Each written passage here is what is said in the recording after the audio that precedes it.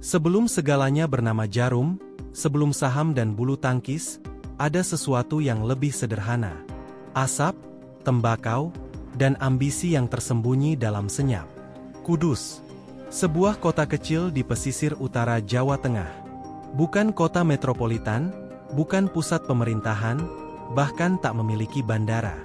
Namun kota ini menyimpan sesuatu yang lebih kuat dari semua itu, tradisi. Dan di dalam tradisi itu, tersembunyi kekuatan yang akan tumbuh diam-diam, perlahan, pasti, seperti asap yang menyusup di balik celah pintu. Disinilah cerita dimulai. Di antara jalanan sempit yang dipenuhi aroma cengkeh, dan bunyi giling tembakau yang tak pernah berhenti sejak fajar hingga senja. Kudus bukan hanya kota penghasil rokok kretek. Ia adalah ibu kota diam dari sebuah industri yang tak pernah mati. Dan di antara ratusan pengusaha lokal di tahun 1950-an, ada satu nama yang kelak menjadi legenda, Owei Wiguan. Namun tak ada yang tahu, bahwa dari sebuah toko kecil bernama NV Murup di Gang Bitingan, akan lahir sebuah entitas bisnis yang tak hanya menjual rokok, tetapi juga menggenggam perbankan, teknologi, olahraga, bahkan pemerintahan. Semua dimulai dari bara kecil. Asap pertama. Tarikan pertama. Di sebuah ruangan sederhana, dengan mesin linting manual dan tangan-tangan pekerja perempuan. Kita terbiasa menganggap kekuasaan berasal dari mikrofon, dari panggung, dari pidato yang mengguncang. Tapi di Kudus, kekuasaan justru lahir dari diam. Dari aroma cengkeh yang dibakar. Dari lintingan-lintingan kecil yang berpindah tangan dari pengrajin ke pasar, dari pasar ke kota, dari kota ke dunia. Jarum belum ada saat itu. Tapi sesuatu sedang tumbuh. Di bawah hidung semua orang. Dan tak seorang pun menyadari, bahwa dari Kudus, akan lahir satu tangan yang menyentuh hampir seluruh aspek kehidupan Indonesia, tanpa pernah menyebut namanya. Di masa-masa awal Indonesia merdeka, ketika ekonomi masih terseok dan industri nyaris lumpuh, industri kretek justru bergerak dengan cara yang berbeda. Ia tidak membutuhkan dukungan negara. Ia berjalan dengan sistemnya sendiri. Tak memerlukan subsidi. Tak butuh promosi negara. Kretek adalah budaya yang menjual dirinya sendiri. Dan di dalam budaya itu, Jarum akan menanamkan akar kekuasaannya. Asap itu tidak hanya menandai pembakaran tembakau. Ia menandai awal dari sebuah kekuasaan yang tak akan pernah benar-benar dikenali, namun selalu terasa kehadirannya. Sebuah kekuasaan yang, ketika disentuh, tidak ada. Tapi ketika diabaikan, menguasai segalanya. Inilah kisahnya. Nama Owei Wiguan jarang muncul dalam buku sejarah nasional. Ia bukan pahlawan, bukan pejabat tinggi, bukan tokoh reformasi. Namun jejaknya tertanam dalam sejarah ekonomi Indonesia, dalam bentuk perusahaan yang namanya kini tak lagi sekadar merek rokok, tapi simbol dari kekuatan diam yang merambat kemana-mana. Lahir dari keluarga Tionghoa peranakan, Owei tumbuh di tengah situasi kolonial yang menekan dan sistem sosial yang tidak ramah pada pengusaha pribumi dan minoritas. Tapi Owei bukan orang biasa. Ia bukan sekadar pedagang. Ia adalah perancang masa depan dalam kepala yang nyaris tidak dikenal. Tahun 1930-an, ia sudah menjalankan usaha kembang api dengan merek Jarum. Ya, Jarum yang kita kenal hari ini, tapi saat itu hanya untuk petasan. Ironis, bahwa kerajaan bisnis yang kelak dibangun dengan diam-diam itu justru bermula dari ledakan. Dari suara keras. Dari cahaya sesaat. Tapi bisnis itu kemudian padam. Setelah Indonesia merdeka dan bisnis kembang api berhenti karena dilarang oleh pemerintah baru, Owei menoleh ke bidang yang lain, kretek. Rokok tradisional Indonesia yang saat itu masih dianggap industri rumahan. Ia membeli sebuah pabrik kecil bernama NV Murup di Kudus, yang kemudian ia ubah menjadi basis baru kerajaan bisnisnya. Tahun 1951, perusahaan itu resmi diberi nama baru, Jarum. Di tangan Owei, kretek bukan hanya lintingan tembakau dan cengkeh. Ia adalah formula. Ia adalah strategi. Ia adalah filosofi. Owei mencampur bahan, aroma, dan selera seperti seniman, tapi berpikir seperti arsitek ekonomi. Dia tahu bahwa yang dijual bukan cuma rokok, tapi pengalaman, kebiasaan, dan kecanduan budaya. Ia bekerja senyap, tidak banyak bicara, tapi tangan-tangannya menjangkau banyak hal. Ia mengatur produksi, memasarkan produk, dan membangun kepercayaan pekerja lokal. Perlahan tapi pasti, Jarum mulai dikenal di antara nama-nama besar lain seperti Sampurna dan Gudang Garam. Namun tahun 1963, badai datang. Pabrik jarum terbakar. Hangus. Hampir semua hancur. Bagi banyak orang, itu akhir.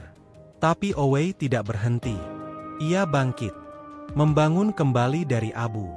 Seolah api bukan musuh, tapi bagian dari ritual kelahiran kembali. Hanya 2 tahun kemudian, ia wafat. Tahun 1965.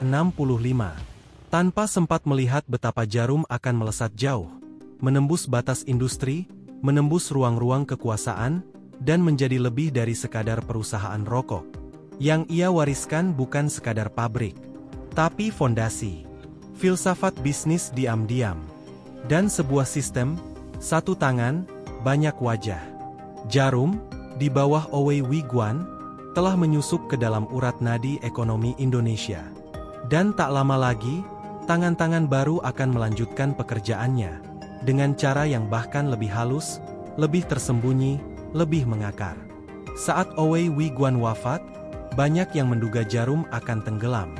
Karena pada saat itu, belum ada pabrik kretek yang benar-benar bisa bertahan melewati generasi pertama. Umumnya, begitu sang pendiri wafat, perusahaan ikut mati perlahan. Tapi tidak dengan jarum. 2 anak Owe Wiguan, Michael Bambang Hartono dan Robert Budi Hartono, masih sangat muda saat ayah mereka meninggal. Tidak ada pengalaman besar.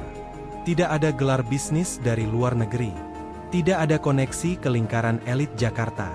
Yang mereka punya hanyalah warisan yang hampir hangus dan nama yang belum besar. Namun mereka memutuskan untuk melanjutkan. Tidak dengan banyak bicara. Tidak dengan ekspansi besar-besaran.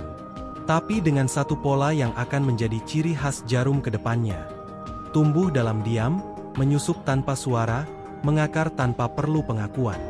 Di tangan Michael dan Robert, jarum tidak hanya bertahan. Ia mulai berkembang. Produksi diperbesar, mesin diperbarui, distribusi diperluas. Tapi semuanya dilakukan tanpa gegap gempita. Tidak ada iklan besar-besaran. Tidak ada peluncuran megah. Jarum adalah perusahaan yang mempercayai kekuatan konsistensi. Pada dekade 1970-an, Indonesia mulai memasuki era Orde Baru. Di saat banyak perusahaan lain berlomba menjadi dekat dengan pemerintah, menjadi bagian dari patronase politik Soeharto, Jarum tetap berjalan di jalur sunyinya. Mereka tidak menjadikan kekuasaan sebagai tameng, tapi juga tidak melawannya. Mereka memilih untuk mengabaikannya secara strategis. Tidak terlalu dekat, tidak terlalu jauh, tapi selalu tahu apa yang terjadi di dalamnya. Kretek Jarum mulai merambah ke luar negeri. Tanpa banyak cerita, produk mereka masuk ke pasar Asia, Eropa, bahkan Amerika Serikat. Di negara tempat kampanye anti-rokok begitu kuat, Jarum tetap menemukan cara untuk menjual rasa eksotis, aroma cengkeh, dan sensasi Indonesia dalam lintingan-lintingan kecil. Dan di dalam negeri, mereka mulai membangun struktur yang kokoh. Dari pabrik, distribusi, sumber bahan baku, hingga logistik internal. Semua disatukan dalam ekosistem yang dikontrol penuh. Bukan sekadar perusahaan, tapi sistem ekonomi kecil yang berdiri sendiri, mandiri, tertutup, dan sangat efisien. Orang-orang mulai menyadari, Jarum bukan hanya produsen rokok. Mereka sedang membangun kendali penuh atas rantai nilai, dari awal hingga akhir. Tidak ada celah untuk bocor. Tidak ada ruang untuk penetrasi pihak luar. Mereka seperti hantu, tak terlihat, tapi selalu ada. Apa yang sedang tumbuh di Kudus bukan hanya perusahaan, tapi cara baru membangun kekuasaan. Bukan dengan suara, tapi dengan sistem. Bukan dengan mikrofon, tapi dengan distribusi. Dan semua itu lahir dari abu. Dari api yang pernah membakar. Dan dari ambisi yang tak pernah disebut dengan kata-kata. Tidak semua produk diciptakan untuk bertahan. Tapi beberapa merek, seperti telah diberkati oleh nasib, tidak hanya bertahan, melainkan menjadi simbol zaman. Dan di tahun 1970-an, Djarum membuat satu langkah yang tidak hanya menentukan arah bisnis, tetapi juga mengukuhkan dominasi budaya, meluncurkan Djarum Super. Sebagai rokok kretek filter, Djarum Super adalah inovasi dalam bentuk paling halus. Ia bukan sekadar lintingan, tetapi jembatan antara tradisi dan modernitas. Di saat rokok putih mulai masuk melalui perusahaan asing, Djarum tidak panik. Mereka tidak melawan dengan slogan nasionalisme. Mereka justru melakukan sesuatu yang lebih licik dan lebih efektif, mengasimilasi selera global dalam tubuh produk lokal. Filter pada Djarum Super menjadi kompromi budaya. Lintingan kretek khas Indonesia dipoles dengan teknologi barat. Sebuah pernikahan yang disajikan dengan sangat elegan. Tidak membantah globalisasi, tapi juga tidak menelan mentah-mentah. Djarum menawarkan jalan tengah, dan pasar menyambutnya dengan tangan terbuka. Tapi keberhasilan Djarum Super bukan hanya karena filternya. Ia disebarkan oleh sistem distribusi yang sangat disiplin. Tidak ada celah. Setiap titik penjualan dijangkau. Setiap pengecer dikontrol dengan pola hubungan yang nyaris feodal. Loyalitas dipelihara bukan dengan uang semata, tapi dengan rasa, terikat, pada jaringan besar yang menghidupi ribuan keluarga. Di balik itu, strategi preaching Djarum Super juga nyaris tidak pernah salah. Ia ditempatkan di atas rokok murah, tapi tak menyentuh kesombongan rokok mahal. Ia berada tepat di tengah, produk aspiratif yang bisa diraih tukang ojek, pengusaha kecil, hingga mahasiswa metropolitan. Djarum Super bukan sekadar rokok. Ia adalah gaya hidup. Sebuah simbol kelas menengah Indonesia yang sedang tumbuh, haus akan kenyamanan, tapi tetap membumi. Dan strategi komunikasi pun diam-diam berubah. Tidak ada wajah pemilik. Tidak ada kultus personalitas. Yang dijual adalah kesan. Aura. Super, itu bukan hanya soal rasa, tapi rasa menjadi lebih dari orang kebanyakan. Sebuah manipulasi psikologis yang canggih. Sejak saat itu, Djarum tidak lagi sekadar perusahaan. Ia menjadi gerakan sunyi yang mengendalikan konsumsi lewat desain produk dan perilaku sosial. Dan semua itu, sekali lagi, dilakukan dalam diam. Tanpa wajah, tanpa pidato, tanpa presiden direktur yang terkenal. Hanya sistem, hanya kontrol. Dari situ, sesuatu yang lebih besar sedang dirancang. Di balik setiap linting Djarum Super, ada blueprint kekuasaan. Bukan hanya menjual rokok, tapi menanam pengaruh. Menembus rumah, warung, kehidupan sehari-hari. Dan siapapun yang memegang pengaruh seperti itu, pada dasarnya sedang membangun sebuah kerajaan. Ada masa ketika Djarum cukup puas berdiam di Kudus. Tapi zaman berubah. Jakarta tidak bisa dihindari. Pusat kekuasaan politik, bisnis, media, dan perbankan terletak di ibu kota. Dan bagi Djarum, jika ingin lebih dari sekadar produsen, maka mereka harus keluar dari bayang-bayang pabrik. Perlahan, tetapi pasti, Djarum mulai membangun jaringan di Jakarta. Tapi seperti biasa, mereka melakukannya dengan senyap. Tidak seperti konglomerat lain yang memamerkan kekayaan, Djarum justru memperluas kekuasaan tanpa pamer.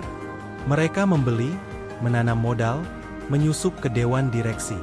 Tidak banyak nama Hartono muncul di media, tapi rekening mereka menyentuh hampir setiap industri besar. Langkah awal paling signifikan adalah masuk ke sektor perbankan. BCA, salah satu bank terbesar Indonesia, yang pada akhir 1990-an nyaris kolaps karena krisis, akhirnya diselamatkan. Siapa yang menyelamatkannya? Banyak orang tidak tahu. Tapi jawabannya, Djarum.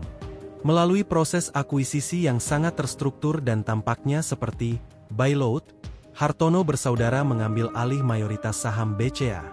Perlahan, melalui entitas yang terpisah, mereka menyusun kekuasaan keuangan dengan fondasi perbankan modern. Dan itulah titik balik segalanya. Karena di dunia modern, siapa yang menguasai bank, menguasai aliran uang. Dan siapa yang menguasai aliran uang, menguasai arah ekonomi. Bukan hanya ekonomi bisnis, tapi juga ekonomi politik. Banyak orang mulai sadar bahwa Djarum telah berpindah dari pengendali lintingan ke pengendali sistem. Dari situ, Djarum membangun jaringan investasi ke sektor properti, retail, internet, hingga teknologi. Tapi lagi-lagi, wajahnya tidak pernah muncul. Anda bisa membeli rumah di bawah grup properti yang mereka miliki. Anda bisa mengakses internet melalui jaringan yang mereka miliki. Anda bisa membayar lewat sistem perbankan yang mereka kontrol. Tapi Anda tidak akan melihat nama Djarum di depan. Mereka tidak butuh pengakuan. Mereka hanya butuh kontrol. Dan strategi ini luar biasa efektif. Sementara perusahaan lain berebut panggung dan brand visibility, Djarum bermain di balik layar. Mereka bukan bintang, tapi sutradara. Mereka tidak tampil di layar, tapi mereka yang menentukan naskahnya. Dari Kudus ke Jakarta, dari pabrik ke istana finansial, dari tembakau ke sistem digital, perjalanan itu tidak diiringi oleh parade. Tidak ada upacara, tapi jejaknya jelas. Langkah demi langkah, semua membentuk satu peta. Dan di tengah peta itu, berdiri satu tangan. Tanpa wajah, tanpa suara, tapi memegang semuanya. Djarum bukan hanya pabrik, bukan hanya perbankan. Ia adalah arsitek sunyi dari lanskap digital Indonesia. Ketika para konglomerat tua tertinggal di balik kecepatan zaman, Djarum justru mempersiapkan sesuatu jauh sebelum yang lain sadar bahwa masa depan ada di dunia maya. Tidak banyak yang menyadari bahwa kepemilikan terhadap infrastruktur teknologi adalah kunci di abad ke-21. Djarum, melalui berbagai entitas dan investasi silang, memasuki sektor ini bukan sebagai pengamat, tetapi sebagai pengendali. Tanpa suara, tanpa pidato, tanpa konferensi pers. Salah satu langkah mereka yang paling mencengangkan adalah membentuk dan mengakuisisi ekosistem pembayaran digital, internet broadband, data center, dan infrastruktur jaringan. Dalam diam, mereka menanam saham di perusahaan teknologi. Tak semuanya diumumkan, tapi jejaknya bisa dilihat dari aliran modal, perubahan direksi, hingga pola akuisisi diam-diam. Anda membuka dompet digital, Anda bertransaksi. Anda pakai jaringan internet, Anda browsing, streaming, bekerja. Tapi Anda tak tahu bahwa di balik semua itu, mungkin saja satu tangan yang sama sedang memanen data Anda. Bukan untuk dijual ke luar negeri, tapi untuk memetakan pasar, mengarahkan produk, dan memperkuat pengaruh. Dengan kepemilikan atas bank digital, retail, sistem pembayaran, hingga layanan internet dan media, Djarum membangun kerajaan data-driven yang sangat mengerikan dalam senyap. Mereka tahu kebiasaan masyarakat sebelum negara tahu. Mereka tahu siapa yang sedang naik daun sebelum algoritma YouTube atau TikTok menyadarinya. Dan yang membuat ini semakin misterius adalah, mereka tidak mencolok. Tidak ada influencer yang mengiklankan produk Djarum digital. Tidak ada CEO flamboyan yang bicara soal revolusi industri 4.0. Tidak ada TED Talk. Tidak ada seremoni peluncuran. Semua berlangsung seperti biasa. Tapi di balik dashboard, peta pengaruh mereka makin luas. Ketika kita bicara soal digitalisasi Indonesia, banyak menyebut startup unicorn. Tapi di bawahnya, ada satu nama yang justru menyiapkan fondasinya. Bukan untuk pamer valuasi, tapi untuk mengendalikan arah. Bukan dari spotlight, tapi dari ruang kontrol di balik layar. Jika politik terlalu sensitif dan bisnis terlalu dingin, maka olahraga dan budaya adalah ladang yang lebih halus untuk menanam pengaruh. Dan di sini, Djarum bergerak dengan sangat cerdas. Melalui PB Djarum, mereka membangun citra bahwa mereka peduli pada anak bangsa, bahwa mereka adalah penyokong masa depan bulu tangkis Indonesia, bahwa mereka, meski pengusaha rokok, adalah pelindung prestasi nasional. Dan semua itu tidak salah. Tapi bukan itu tujuannya. Setiap atlet yang dibina, setiap kejuaraan yang disponsori, Setiap audiens yang menyaksikan pertandingan bulu tangkis, semua adalah bentuk kontrol terhadap opini publik. Bukan sekadar CSR, tapi cara mengikat loyalitas emosional masyarakat pada satu nama, Jarum. Ketika kritik terhadap industri rokok menguat, Jarum tidak membantah dengan data. Mereka mengirim juara. Mereka hadirkan nasionalisme dalam bentuk smash keras dan medali emas. Mereka ganti diskusi soal bahaya rokok dengan pembicaraan soal prestasi. Sama seperti ketika mereka masuk ke seni, film dokumenter, musik, dan event budaya. Semua dilakukan bukan hanya untuk menunjukkan mereka peduli, tapi untuk membentuk narasi publik bahwa mereka bukan korporasi yang haus laba, melainkan bagian dari denyut nadi bangsa. Dan nyatanya, ini berhasil. Jarum tidak hanya diterima, mereka dikagumi. Di tengah kota kecil yang tenang bernama Kudus, waktu tampak berjalan lebih lambat. Jalanan sempit, suasana pedesaan, dan kepulan asap dari pabrik yang masih menyala sejak pagi. Namun di balik wajah sederhana kota ini, terdapat jantung kekuasaan yang berdetak tanpa suara. Kudus tidak pernah tidur. Banyak yang berpikir bahwa pusat kekuatan Indonesia ada di Jakarta, di ruang-ruang kementerian, gedung pencakar langit, atau istana presiden. Tapi mereka lupa bahwa Jakarta hanya panggung. Yang menulis arah cerita, bisa jadi duduk di ruangan sunyi di Kudus, ditemani secangkir teh, dan layar monitor yang menampilkan angka-angka investasi lintas sektor. Tidak ada parade kekuasaan di sini. Tidak ada lambang kemewahan yang dipamerkan. Tapi justru dalam kesunyian ini, lahir jenis dominasi yang paling stabil, domestik, tersembunyi, dan menyeluruh. Jarum tak hanya menguasai sektor ekonomi. Mereka sudah menjadi bagian dari DNA sistem Indonesia.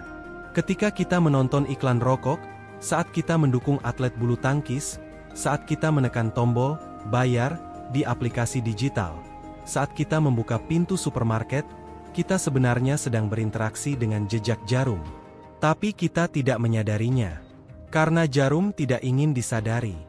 Mereka ingin menjadi sistem itu sendiri. Dan kini, ketika dunia bicara soal disrupsi, teknologi, dan inovasi, Jarum tetap tenang. Karena mereka tahu, disrupsi hanya mengubah bentuk luar, sementara kekuasaan sejati bersembunyi di dasar. Kita akan terus melihat merek-merek baru, wajah-wajah baru, startup, influencer, dan tokoh publik datang dan pergi. Tapi di dasar itu, tangan yang sama tetap menggenggam. Tidak ikut arus, tapi mengatur aliran. Inilah warisan terbesar dari Jarum. Kemampuan untuk hadir tanpa hadir, mendominasi tanpa menduduki, mengatur tanpa mengaku. Dan dari Kudus, kota kecil itu, mereka akan terus bekerja. Tanpa bunyi, tanpa pengakuan, tanpa piala. Karena kemenangan mereka adalah ketidakterlihatan. Satu tangan, banyak wajah, tapi satu arah. Kekekuasaan yang tak bisa ditantang karena tidak bisa disentuh. Maka jika kelak Anda bertanya, siapa sebenarnya yang mengatur Indonesia? Jangan cari jawabannya di kursi presiden. Carilah di kota yang tidak pernah tidur. Carilah di Kudus. Satu tangan, banyak wajah.